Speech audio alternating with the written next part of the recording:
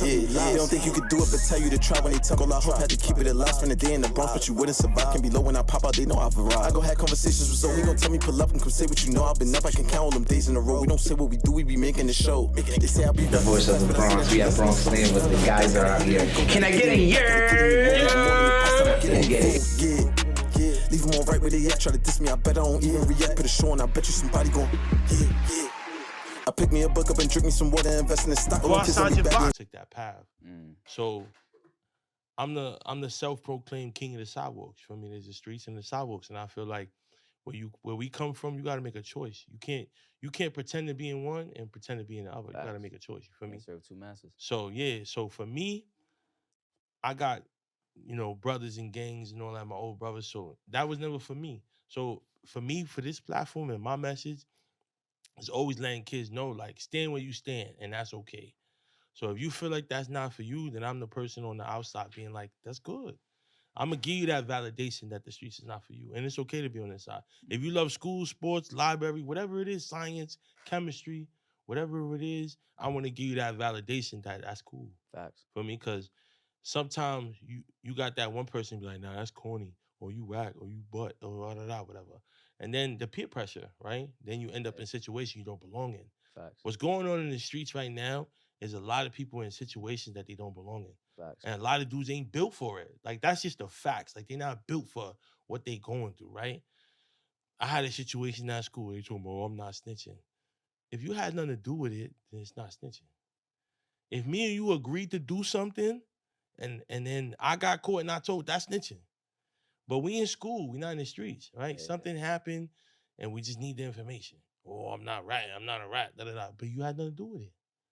How you feel about that? I mean, that's interesting, right? It's really what's going on at the home, right? Because it's the values that person is embodying, right? So, like, usually, if he's standing on something, it's his pops, his mom's already probably told him that. You know what I'm saying? So, like, in his mind, it's already a right and wrong to give information, especially on something that he ain't gonna do it, right? We literally, so it's funny that you asked that question, because we have right now, as I'm here, my team is hosting a workshop on fathering, basically it's called Fathering Forward. And we were talking about how a lot of us come home from prison with our old values and instill them in our youth and our children. Same concept, can't be telling. My little man better not be ratting, right? And how that is so toxic, because you want him to be what you wasn't, which is a citizen. And teaching him the citizen mindset. And that idea of that if you not in the streets and you feel like you need to call police because that's your safe, like that's just the route of safety, that's okay. You know what I'm saying? We trying to change that. That right there is changing what we've been taught. So like doing that differently is changing generation, right? So that kid, the way I think about it is like he's, in his mind, he's right because he's been taught something. So it's like he's not wrong for not, you know what I'm saying, listening to you. It's just what he's been taught. Right. So you got to look that beyond his action is what made him get there.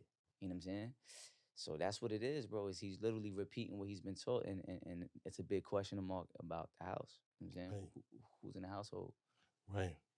So peace and love, world. Welcome to another episode of Conversation with Zoe. We on the old tri-state area today, Westchester, White Plains, all that. He's been on EYL.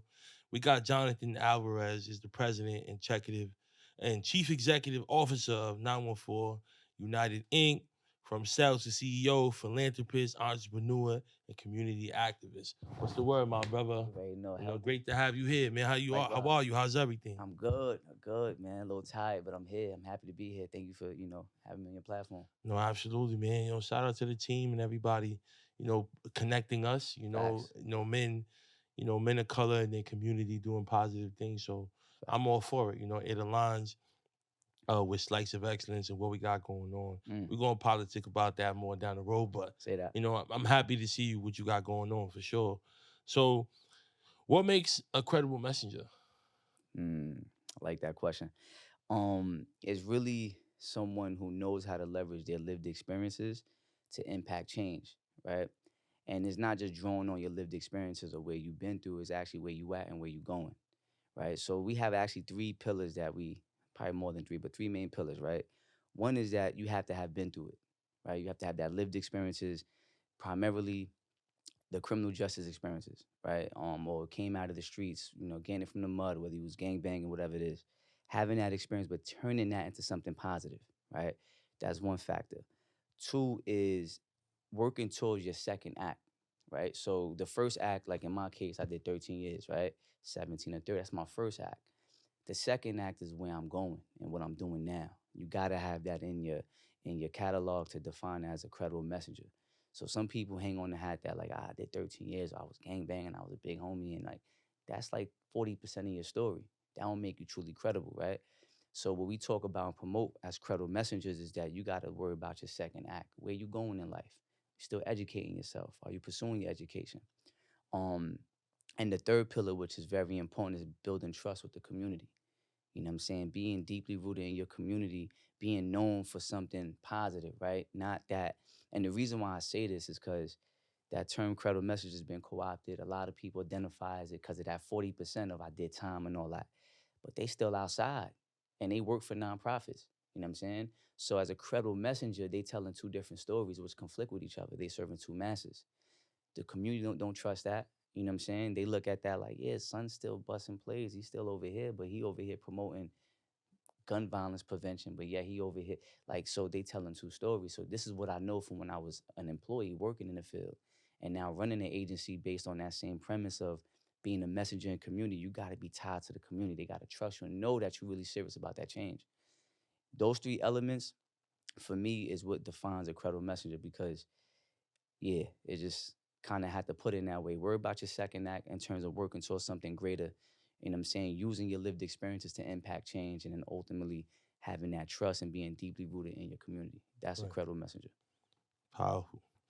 914 United, a program-based mentoring nonprofit committed to exposing, educating, and empowering justice-impacted and gang-involved youth in Westchester County. Now, as a person from the Bronx and from the city, Westchester is nothing to sleep on. My college roommates from Portchester, Mm. and when I went to Portchester to play in the 13-14 semifinals, it was a whole nother side of Westchester. Facts. When I went to my roommate's mother house in Westchester, we was in the trenches. Facts. So, what is it about? What's the side of Westchester that they don't show the world? What's the side of Westchester that they don't show the world? Because when you think of Westchester, you think of like Greenwich and Rye and all of those places. So Westchester is like the lower Hudson Valley, right? So you have the Hudson Valley. The lower part of Westchester is very mixed, right? Like you got the you got the Rise, you got the Portchesters, which like a case like Portchester, you got low income, right? You got poverty still, but you also got wealth. Right. Westchester is known for being one of the wealthiest counties, right? Right. I mean, the counties.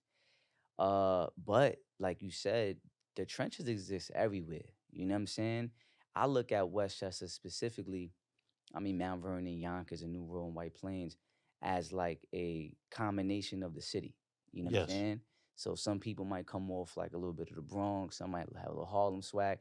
Like you're gonna find a little bit of everything in Westchester because it's like, yeah, a reflection of the five boroughs. You know what I'm saying? And that makes us unique. But yeah, kind of like you're gonna see differences in Westchester. You're gonna see the trenches, you're gonna see the wealthy, you're gonna see the nice houses and all that. You know what I mean? But what they don't show the world is I think about the movements that's being built in Westchester. Right. So there's like we know as the Black Panthers, right? The Young Lords, right? These big movements from the past. Right now, Westchester is shaking. There's a lot of grassroots organizations, including my organization, that's like building movement. You know what I'm saying? Trying to change systems. I feel like that's not talked about enough. You know what I'm saying? Yeah. Right. So he founded and incorporated the organization in 2020, inspired by his transformative experience within the criminal legal system in which he served 13 years from the age of 17 to 30, right? So describe your childhood. Childhood.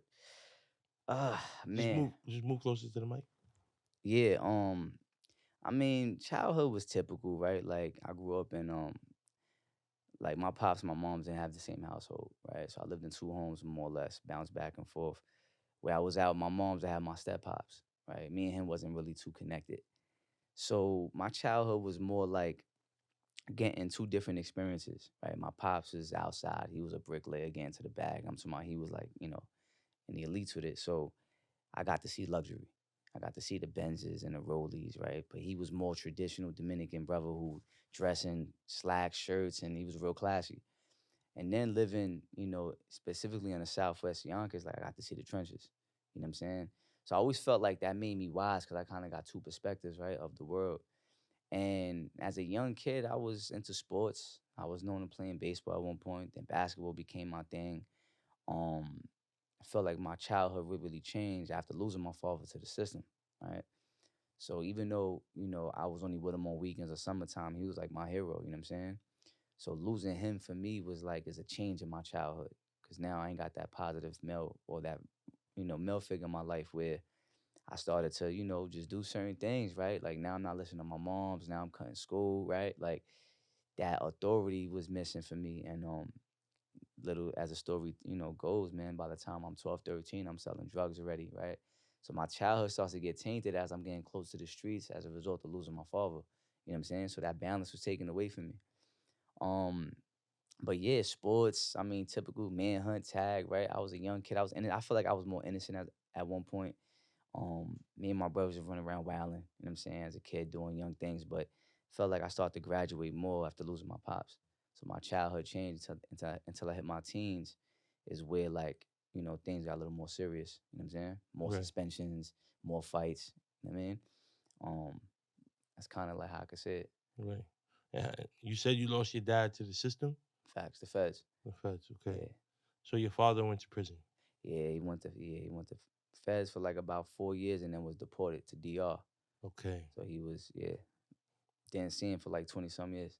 Wow. I just reconnected with him in August this year. Wow. Facts, And powerful, do full you circle. did you feel like how was that reconnection? Like what were those conversations like? Truthfully, I had like 2, 3 questions I needed to answer. Like, you know what I'm saying? One was like, what happened? You know what I'm saying? I knew what he was doing as like I got older. Um, but I never I never connected the dots. Like, how did he get, booked? Found out somebody told on him, like in my case. Um, got to learn more about like the what and the how, and then kind of how he's doing now, like kind of because he's in Peru. You know what I'm saying? My pops migrated from DR to Peru.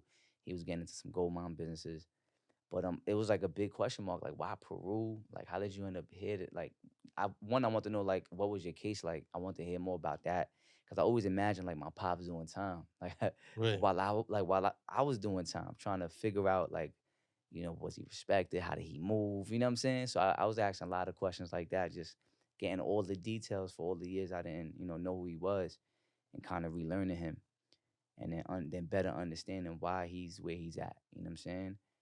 And it was deep, man. Like we had our first glass of wine together and chopped it up like men and I shared that like what I'm doing and how I got the way I'm going. Cause we spoke on the phone in between time. I reconnected with him in 2013, FaceTimed him when I came home, got my first look at him, you know what I'm saying? And but I didn't get to physically see him, hug him until like literally August this year. Wow. I flew out to Peru and it was deep. It definitely was deep. Right. I mean, that's it's still beautiful, man, to see, a father and son, reconnect after all these years and everything that you're doing and through what he's been through, what you've been through, and breaking that cycle and trying to create the new trend for the family and generations to come. Facts. So how was jail? I was jail. Jail's what you make it, right? I feel like there's this like false narrative about jail being super dangerous, right? And don't get me wrong, it is. You know what I'm saying? Specifically what lane you in, right? Um, I had my moments. I went to the box, you know what I'm saying? I learned I'm a fast learner, you know what I'm saying? As a result of my case, I feel like the minute that I realized me extending loyalty to the wrong people and being told on, like I felt like before I even hit this state, I understood I gotta move different. Some people don't. They 5, 10 years in a biz, still wilding, still doing the same thing. And then so I kind of like structured up real quick, you know what I'm saying? And I had support, you know what I'm saying? I was married young, so I had a woman in my life for a lot of years That made my bid easy. That also grounded me, kept me motivated. Still got caught up in doing a little dumb shit, but nothing too crazy. But I really was a curious learner. Like I always wanted to like level up mentally. And I felt like that's what kept me on the growth. You know what I'm saying? On the growth route, like chasing knowledge. And I think once I started reading psychology, history, I delved deep into my own history, my Dominican roots. I felt like my just mind opened up and you start to see things different. More information come in, you see things different. Yes. And I think that started to really shape what I wanted to do in my bid, and I wanted to get my degree. You know what I'm saying? So my first year, I had some hiccups.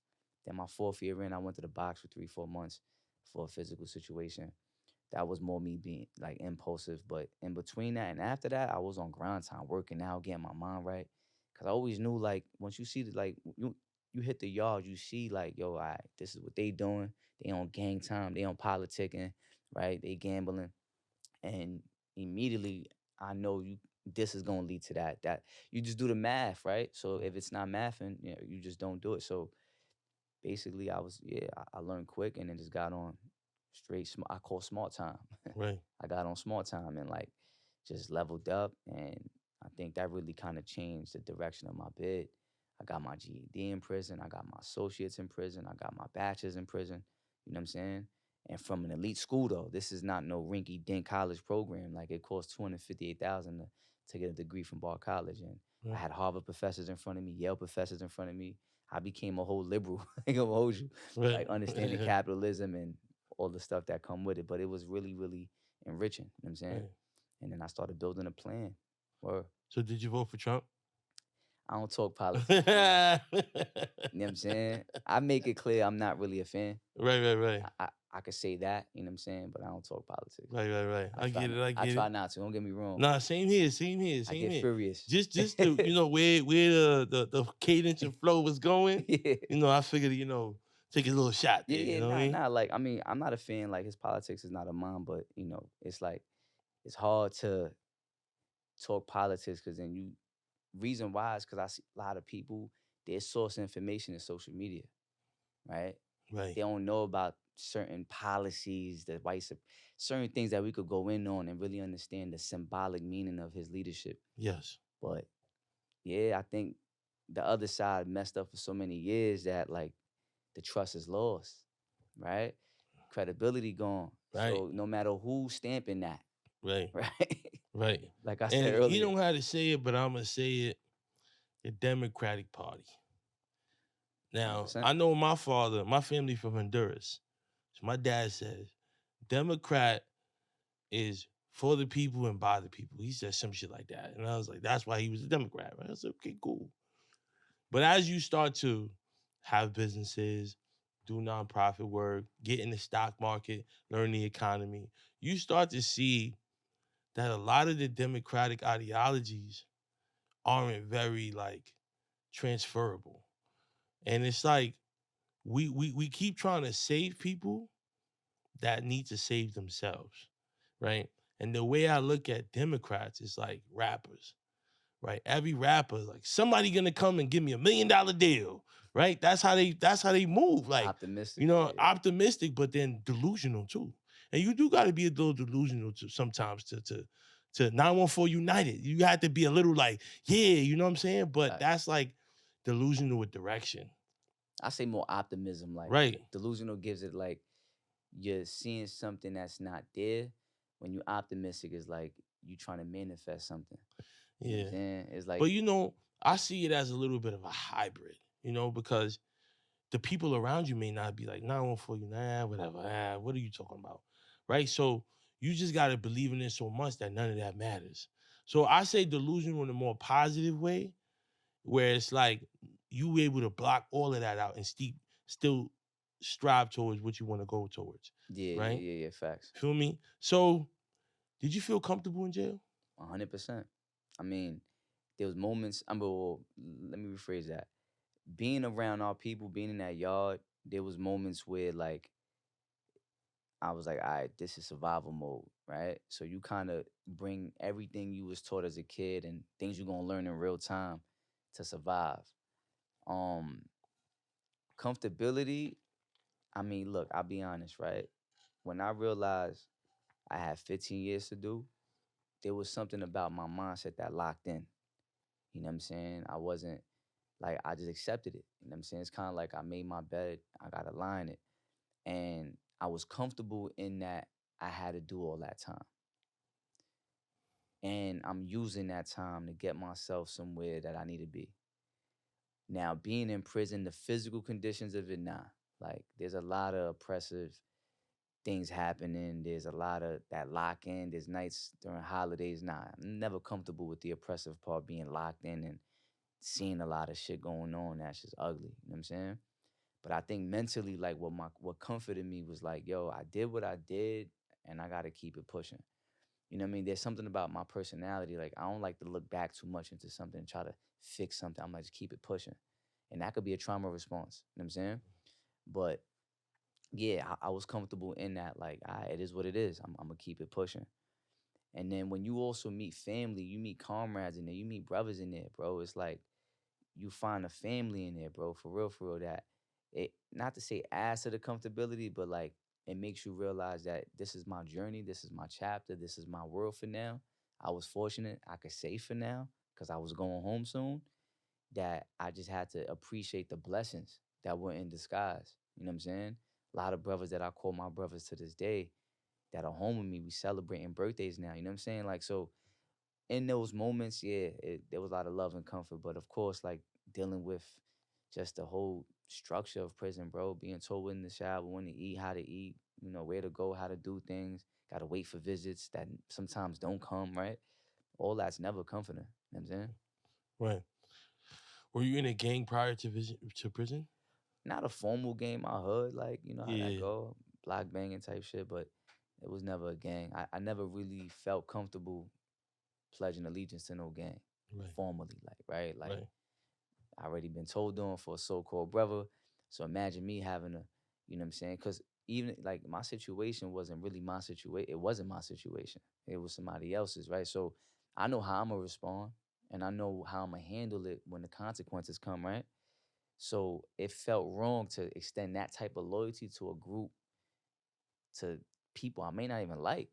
I know brothers banging that don't even get along with each other. But because they bang the same thing, they gotta stay loyal to each other. That don't make sense. You know what I'm saying? And it's like just something I never felt. It just didn't make sense. Right. It wasn't mathing. Right. I hear that. And were you prepared for prison? Never could be prepared for prison first time going, bro. I don't even think you ever could be prepared for prison. I know brothers that 20 years go back for 2 years, and it was the hardest 2 years of their life. Right. Prison is nothing you can never prepare for, bro. It's like having a baby. You know what I'm saying? I'm not a father, but as I'm told, you know what I'm saying, adulting, like being a parent, you can't prepare for parent. You could like financially might have yourself set up, but like mentally it's something that you gotta learn as you go. Prison is because you never know what to expect. It's your first time. You Right. want a legit adventure, bro. Mind you, thinking of all the stories we hear growing up, I'm thinking like, yo, they gonna try to. You gotta think about rape, all the stuff you think you see on TV, banging knives, right? So you have all this like these thoughts, these notions, preconceived notions, bro, that it like has you driven on anxiety. You know what I'm saying? Um, so you don't know what to expect. So you become very analytical. At least I did. I was very, very attentive on some like, yo, what the world's like, what does the world look like? And I think that helped me prepare for the journey, right? So you start to learn, and then you get around old heads like that, start schooling you, telling you what's what. You get my first spot was a swing. Sing Sing is different than Comstock, Kasaki, right? Those are different kind of worlds. So you start to get a little sense of what to expect, but you really just you learn as you go, bro. Right. Or Right. What changes did you make before coming home? changes that I make. I think I started to value how I was investing my time. I think like that was one of the biggest things for me. Time is like one of my biggest things I talk about is currency. Right. And I think how I invested my 8 hours every Right. day. 8 hours. And those are 8 hours in prison. Like that's free time, or how does that work? Remember, prison's what you make it, right? So you Right. Right. got Right. brothers that spending 8 hours working out, politicking on the phone, banging, smoking, drugs, whatever. Right. Or you got brothers like me that's in the books, in school, in class, Right. Right. Right. working out, spending time with the family. So yeah, my 8 hours was about development, bro, physically and mentally. Like I was studying. I said I was in college. I'm definitely made time to work out. Spend time with my family, calling home, right? So I kind of basically put my values in place and like I'm gonna spend time doing that. If it don't make sense, I'm not doing it. You know what I'm saying? Self-care, the whole nine. Right. And so your first bid was 15 years. My first real bid. Right. Yeah, I got locked up twice before that, but my first bid, that's facts. Right. It was 15. I did 12 and 10. No, 12 and 4. Sentence with 15, 12 to 10 was the good time, but I got 6 months shaved off because I graduated. Right. Word. So as a person that from 13, you were kind of in and out of the system, what made it feel like I'm done with this and I want to move on with my life? 15 years sentence, bro. Like I said from the beginning, it was like I couldn't see myself repeating anything that I did to land me in that situation. You lose your freedom, bro. Like losing your freedom and losing control of your life should be a one-time lesson learned. Like you shouldn't have to lose it, shouldn't have to happen over and over for you to realize like this is not it. So immediately, bro, when I copped out to 15 years, I looked at the dynamics of my case. Then you start to bid and you realize who's there for you, who's not there for you. All of that you take with you. And that's like the enough is enough is I'm not gonna play with that. Like, especially I got a whole felony on my like with a serious charge on my record. I come back, they gonna smoke me for like, you know what I mean? So immediately, bro, like learning how I ended up there and really analyzing the circumstances and how something that you don't expect can happen. Right. When I woke up that day in 2006, I didn't expect to do what I did that landed me to 15. You know what I'm saying? Like you start to realize, I wasn't in control of my own destiny. Like, and I started to really get into that thinking, bro. And it's kind of like, yeah, we're gonna reroute. Right. You know what I'm saying? Right. So upon his release, he started his career as a youth advocate and staff committee member of the Yonkers My Brother's Keeper Alliance. He then transitioned into working at the Yonkers Family YMCA, specifically with the Snug Project, a New York State funded initiative that combats gun violence and addresses community trauma.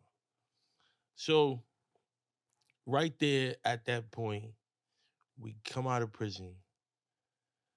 What are we thinking and what are we trying to do? So it's interesting that like the work I do now was not the plan that I had set forth, right? So when I came home, I was trying to get into the fashion lane, right? Fashion space. I wanted to be a fashion curator because of what I studied in college. I studied fashion studies basically. And I, talked about the meaning of street fashion, tied it to the Jim Crow South, like some real theoretical, the relationship between racism and fashion trends, right? Very rich thesis. And I think like I was motivated to curate spaces that kind of articulated that argument. Right. And that was my thing. I was home a month, applied to Parsons, got awarded nearly a full scholarship. I'm like, oh, it's lit. I'm in Parsons, like the Harvard of fashion. Right. And that first like year I was prepping. I'm working odd jobs, contract here, serving in the waterfront in Yonkers over here, and just kind of learning to navigate the world, partying, living life, chilling. I was single, so I was doing what I was doing. And then it wasn't until, like I tell this story on different platforms, until I, got into school, working full-time. I'm in school full-time, taking 4 classes. It was a lot, bro. I'm on parole. Like, it was too much. I had to kind of let my jobs go because I couldn't keep up with school. Now I'm behind in school. Now I'm broke. And that moment right there was like I had to reroute. I had, I talk about it. I had my first breakdown and just had to redirect where I wanted to be. And naturally, given my story and like how I came out of prison with a bachelor's degree and I'm in a master's program, a lot of people around me was like encouraging me, like, yo, you should get into the space of mentoring youth and all that. And that's how I pivoted in 2019. That's beautiful. So I'm sorry your brother's here. Yeah. So I was just letting them know. Shout out to my brother. That's a fact, man. Doing great things. Shout out to Jeezy and the new album that just came out. Get that. So he joined the organization as an outreach worker and shortly after was promoted to case manager. In 2022, he elevated to leadership development, tasked to implement programmatic structure for the entire outreach team. So now I feel like you going the right way and God is trying to kind of giving you the resources on the way. Like you going in the right direction, and that's how we end up where we're gonna end up in a few. But 2022, how do we feel about what we're doing every day and how we impacting the community? You mean 2024? No, 2022. We in 2022. Okay, so just to reverse the thinking real quick, that was intentional. Me landing at the snug to get the resource to get where I got now. Love that. That was literally a plan, right? So I knew if I parked here, I'm building this, everything flowed, right? Just to say that, right? Okay. Now, 2022, I was building an organization. I was working full time. I was managing 2 hats, right? I'm building a nonprofit, leading a team. You know what I'm saying?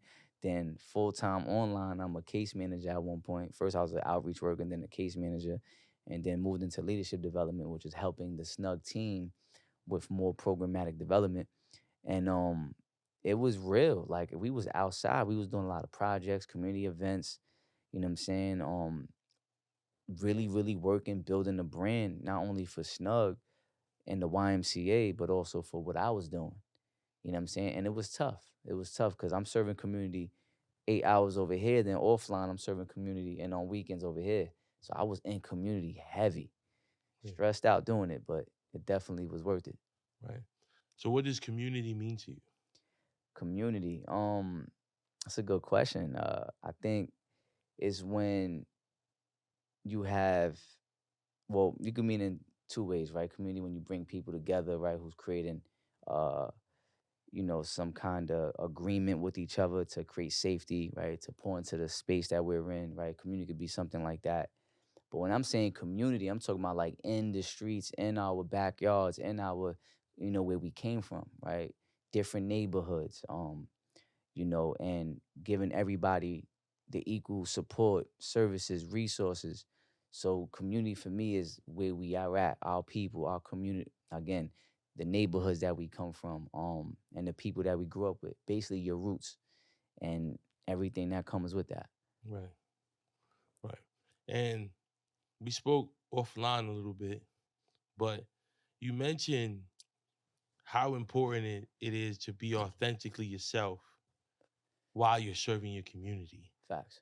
And I want to, for the youth, the platform is big on the youth. I want you to speak on that a little bit. How you're still you while you're doing what you're doing. Yeah. And I want you to speak on that a little bit. Yeah, 100%. So like you gotta look at yourself like a business, right? Your market rate is based on what you pour into it, right? So what I want the youth to know is that at the core of who you are could remain, right? Authentic to the the people that you grew up with.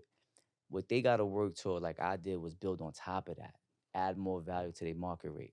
So if in their case with you was a street dude at one point, add other value to who you are so you could be comfortable around professionals. Right. You know what I'm saying? So it's like you don't lose that person. So my name is J.O., right? That's who they know. I could go to my hood and that's my name. You know what I'm saying? I could connect with people who know J.O., but also I'm Jonathan. I'm the professional. I'm the executive. That all came from me pouring more value onto myself. Yeah. You know what I'm saying? So at the core who I am is still that J.O. Tell me.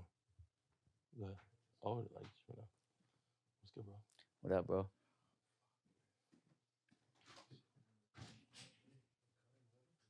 Yeah. We building. What's the word, my boy? You know what I'm saying? Yeah, take a flick too. I want to catch one from that single. I'm happy you asked that question about the Credo Messenger too, because Oh yeah, I had to lead off with that. I'm big on that. I'm big on that, changing that. Because it's been kind of saturated, bro. Like you got DSS people using that. See, the thing about, and this might get a little too social, but people are using that language for money. Right? It becomes a buzzword and a hot topic. Oh, we got Credo Messengers. Then you see who they hire and you like, what? Yeah. You're making this definition look bad. Right. And now it's a war between what we call credible messages because you're not really defining, you're not representing our, you know what I mean, community, right? Where we come from. And like, and then it gets even realer. It gets even like, this is again something I'm analyzing a trend. You got brothers that represent some of the 2 of the 3 pillars. They working on their second act. They got the lived experiences, but they not community connected. Right. So they get executive jobs for a nonprofit. They become a token, right? So they can't go back to their hood though. They can't walk through the trenches and feel comfortable. They can't go into the tent and his kids won't respect them. Right. They become disconnected. You said they get so far from the problem. That Yo, become that's the happening problem. to our people who are called credible messengers. Right. Brothers that were gangsters, 20 years in prison, 30 years in prison. Yo, it's real. It's like a whole, I'm noticing like, damn, bro, community is the most core element of that definition. Right. Word. Yeah, I know the what's that? Grow Up, Grow Out. They're in my school, and we do events together. And I was trying to bring Jim Jones to one of our events, and that's when he got into that fight in that airport. Yeah. So I'm like, yo, one got nothing to do with the other. You feel me? We're gonna get Jim Jones at our school for free. And he's gonna come off the strength of my relationship with Dice Peso and all that. And like, no, we don't know. You know, he kind of doesn't stand for anything. I'm like, yo, what are you talking about? Like, we need to get people in front of these kids that they could really relate to. And even if they don't know Jim Jones, once they get on their phone and see who he is, it's gonna validate everything he said. Yeah. You know? Robin went out.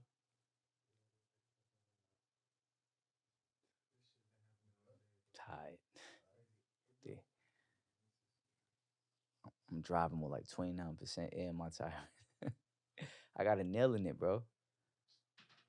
So I gotta go get that either taken out. Hopefully, I can still save the tire. I ain't even got time for that right now.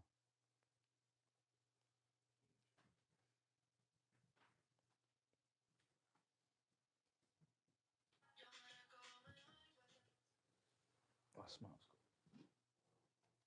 Was that you calling me? Yeah, I would.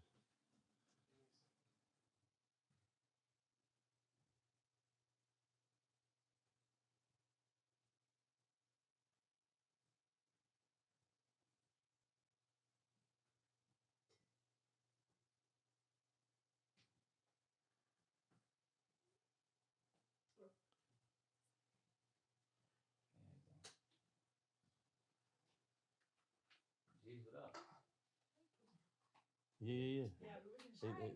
What's up? What's up? Good, you? The life, man.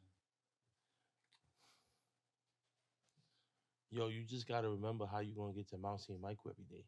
So Mount is a good school, but is your father gonna help you get there every day? And you gotta figure that out. Because Mount is far from Harlem. Those are my players. They about to go to high school next year. And he wanna go to Mount, but he live in Harlem. So I'm like, yo, Mount is a little far. Bro, Mount Vernon up there. And he live in Sugar Hill on 140. He live on 141st in Conlin. So I'm like, yo, bro, like, you gonna have to get up you're gonna have to leave your house 6 o'clock. Feel me?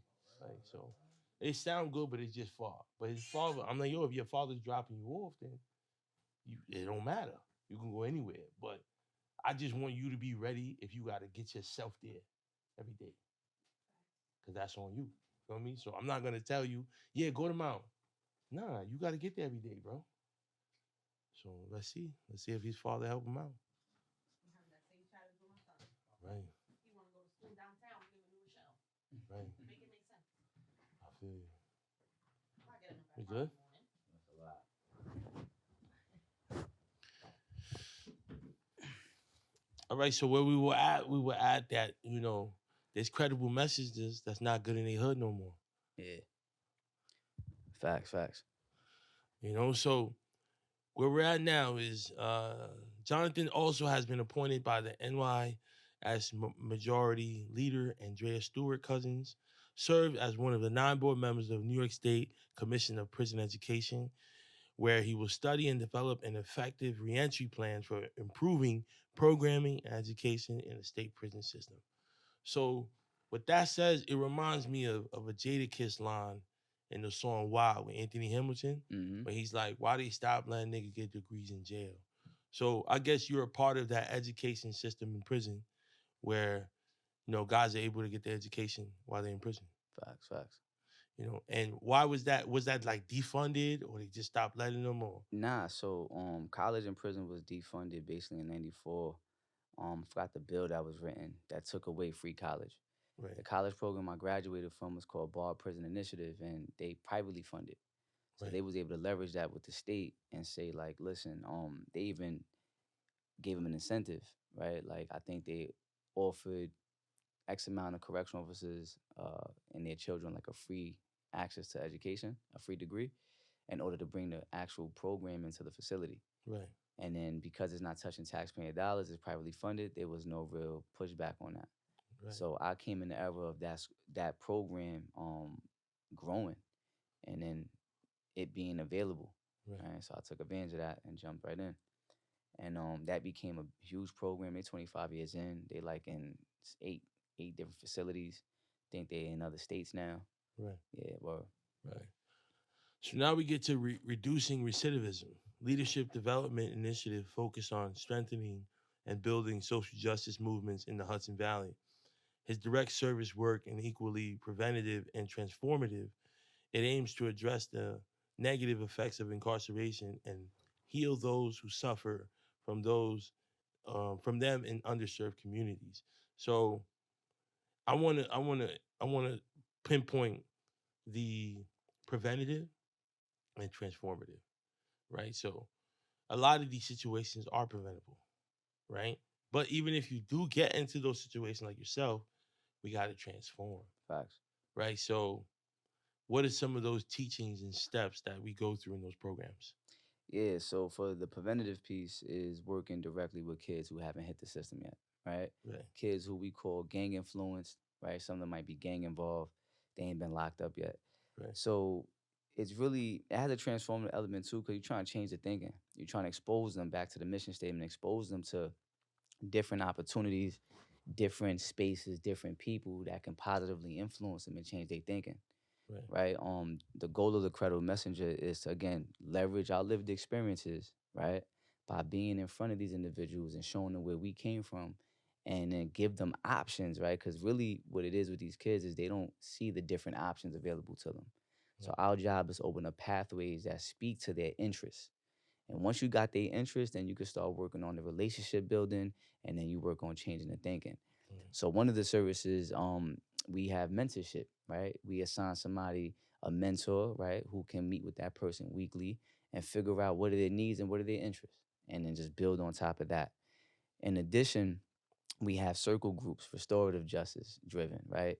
Where it's not necessarily repairing relations between a victim and somebody that's harmed or somebody that offended, just building community, having somebody in that space that is of like mind that they can relate to, and having a topic like, for example, I used the word smart time earlier. I define what smart time means, right? How to take advantage of your time. What does time management look like? What does smart goals look like? Teaching them this simple concept of smart goals and then having an action plan based on something that they want to do so that they can apply the small goal model. And then building on top of that, right? So getting them in those spaces, putting them in other spaces is like getting them away from the streets, right, right? With the hope that we prevent them from ending up incarcerated. The transformative piece is really when we in the incarcerated spaces and we working with the kids who's already on their way out, right? And we trying to figure out, okay, let's create a new game plan for you because your first game plan didn't work. You just did 2 years, you about to come home, right? So now we giving you the tools again to change your thinking. Sometimes just telling our stories is a whole movement behind me. It's not just my story. To get them to connect with something to make it click. And the minute that you make it click, now you start getting their wheels turning. Now you start making them think different. Because you basically, one of the things we got to do is make them value time and freedom differently. right, You know what I'm saying? And once they hook on that, then we create a game plan around so that they can save time and freedom. right. And I think for us, we've been successful with the connection, right? I think that's the bottom line so that we can build a plan and help change their thinking. So that's the transformative part. So when they come out now with the new mindset, with the new game plan, right? you start to change the direction that they're going. Powerful. His BA in Social Studies from Bard College and is currently pursuing an Executive Master of Public Administration degree at CUNY Baruch College. So with us going through all of this, what's your dream? That's a good question. I'm a social entrepreneur. So my dream is to really That's have... fly.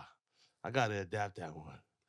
Yeah, social entrepreneur. Yeah, social entrepreneur. So like, I want to create social enterprises that has the basically social justice mission, right? So like, right now, my primary goal is building our movement. We need to become, we're already a staple, but want to be a staple of New York, right? And really kind of build our foundation. And then I'm also a consultant, right? Got my LLC, right? So I want to now consult by using my movement as a proof of concept to bring to other states in the U.S. I was in New Mexico recently, right? Presenting on the work that we do in New York, because it's needed out there too, right? I'm in conversation with somebody that works in St. Quentin in Cali, bringing a model out there, right? So my dream would be to have a team of consultants basically bringing this model to different parts of the country, making money off of that. Then while my movement is solidified with a strong foundation in New York, and then working with private equity investors to open up social enterprises that can connect with the mission, right? And that becomes another bag. And eventually using all my incomes to get into real estate, right? So I can have that passive income. I'm probably like step 2 in that process. Right. So I still got a couple more steps to go, but ultimately being solidified in that vision. Right. I think what's powerful about that is that seeing that part of being a credible messenger is having one act and the second act. And it's the same thing, right? You have your one act, now you're working on your second and getting to your third. Facts. Right? So it's beautiful to see that. So as our last 2 questions, we asked all our guests this question. What would be your message to your younger self? I think I did this exercise before. Not to be afraid, not to be afraid to be you, right? Like, I think when I was younger, because of the environment, right, we allow our environment to influence us to become somebody else, right? I call it the mask. And I think that the mask gave me confidence in a space where, like, I was afraid to be who I really was. You know what I'm saying? So being your true self early on, not letting your environment dictate who you become, but like knowing that and really like believing in that. So for example, like if I wanted to do, let's say, poetry, I'm not saying I really did, right? I might not have did it because I'm like, nah, they ain't not gonna jack that, right? So I shy away from something I may really want to do. So it wasn't until me being in prison where I got comfortable being myself. For example, education, like we used to wreck dudes on your nerd, whatever cases, right? Like, so dudes shy away from school. You know what I mean? So it's like you tend to not do things that's true to yourself because of people around you. Right. And when you ain't got no like foundation of self, like you easily influenced.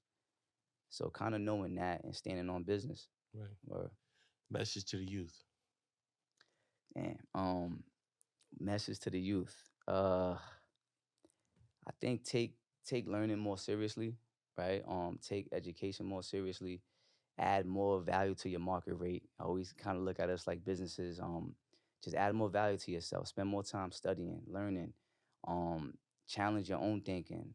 Get outside your space. So sometimes they only know one space. Right. Expose yourself to different spaces. Get good at building healthy relationships, right? Your network is your net worth, right? Don't lock yourself in, basically. Right. That's beautiful, man.